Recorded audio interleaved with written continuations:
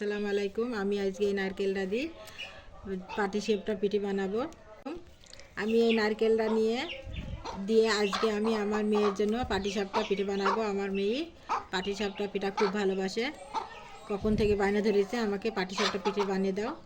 আমি তাই এই নারকেল দিয়ে পাটিসাপটা পিঠে বানিয়ে দেবো। দিয়ে নারকেলটা আমি পরিষ্কার করে নেব ভালোভাবে, তাই আপনাদের দেখাচ্ছি।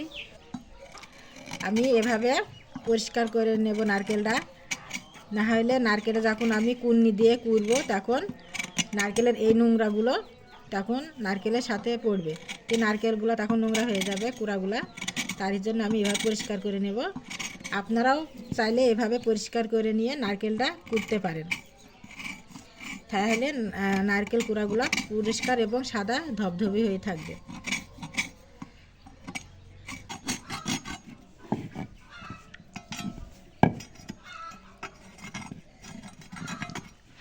দেখেন নারকেলটা আমার পরিষ্কার করা শেষ। দেখেন দিনে পরিষ্কার করা ভালো হয়েছে কি, এভাবে পরিষ্কার করতে হবে। আমি এটা মাথাটা ভেঙে নেব।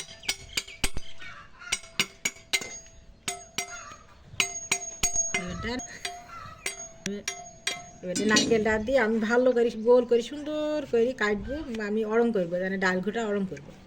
ওটা ভালোভাবে কেটে নেবো, নারকেলটা কেটে নেব। দেখেন আমি কাটছি নারকেলটা, এটা ফাইন গোল করে কাটবো অরম করার জন্য। আমরা অরম দিলে আপনারা কে কী বলেন তা তো জানিনি।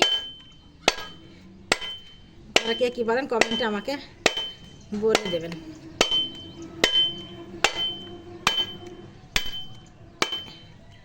দেখেন কাটা হয়ে গেছে, এটা আমি পানিটা বের করে নেব।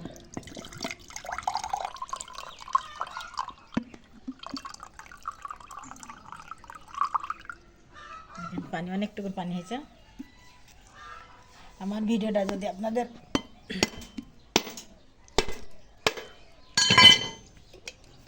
ভালো লাগে কমেন্ট এবং শেয়ার লাইক দেবেন। আসসালামু আলাইকুম।